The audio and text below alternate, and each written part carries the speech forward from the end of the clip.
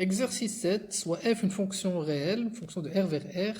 On suppose que la fonction f admet une limite finie en 0 et que pour tout réel x, on a f de x égale f de x sur 2. Prouver que la fonction f est constante.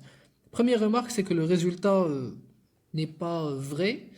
On peut prendre comme contre-exemple f de x qui va valoir 1 si x est différent de 0 et qui va valoir 2 si x est égal à 0. Nous aurons alors, si x est différent de 0, x sur 2 est aussi différent de 0. Et f de x va bien valoir f de x sur 2. Pourquoi? Parce que les deux seront égaux à 1, d'après la définition de la fonction. Maintenant, si x égale à 0, alors f de 0 va être égal à f de 0 sur 2, parce que ce n'est d'autre que 0. Donc la propriété f de x égale f de x sur 2 est elle est vérifiée pour cette fonction-là. Et on voit bien que ce n'est pas une fonction qui est constante sur R. Donc ça, c'est un problème. Il va falloir modifier un tout petit peu l'énoncé. Soit on le modifie au niveau de la condition, ici, et au lieu de cette condition, on peut mettre f continu en 0. Mais vous n'avez pas encore vu la continuité, donc je pense que c'est pas ça qu'on devrait modifier. Soit on modifie le résultat et on dit que f est constante sur R étoile. Donc soit on appauvrit un peu le résultat en rend plus faible, soit on renforce la condition et là on peut garder ce résultat. C'est au choix, moi je préfère faire ça parce que le chapitre sur la continuité n'a pas encore été traité. Prouver que la fonction f est constante. Donc je trace un schéma pour que vous compreniez. Là on a 0. Là on a un x, n'importe lequel. Le fait de calculer f de x, c'est la même chose que de calculer f de x sur 2. D'après la définition, d'après la condition qui est vérifiée par f. F de x égale f de x sur 2. Donc au lieu de calculer x, je peux calculer x sur 2. F de x sur 2, pardon.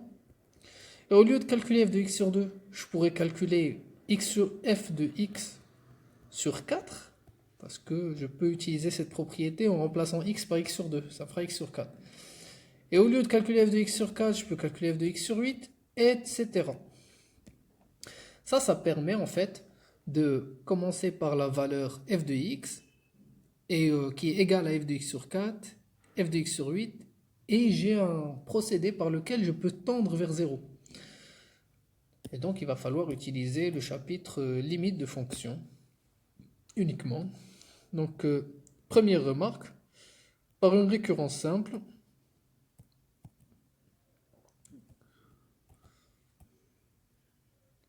on montre que f de x est égal à f de x sur 2 puissance n pour tout x appartenant à R étoile et pour tout n appartenant à n étoile. Maintenant, en faisant tendre n vers plus l'infini, on aura alors f de x égale à la limite de f de x sur 2 puissance n, lorsque n tend vers plus l'infini, qui est égale à la limite lorsque x tend vers 0 de f de x, vu que ici, j'ai un élément qui va tendre vers 0. Ici, en détaillant un peu ça, vu que c'est important quand même la rédaction, on peut dire, on pose grand x égale x sur 2 puissance n, quand n tend vers plus l'infini, grand x tend vers 0. Et ça vous permet ensuite de dire f de x égale à la limite lorsque n tend vers plus l'infini de f de x sur 2 puissance n, qui est lui-même égal à la limite lorsque grand x tend vers 0 de f de grand x, qui est une valeur finie parce qu'on sait que f admet une limite finie en 0. Vous voyez ici que si on avait, vous n'avez pas encore fait la continuité, mais si on avait f continu en 0, ceci serait égal à f de 0.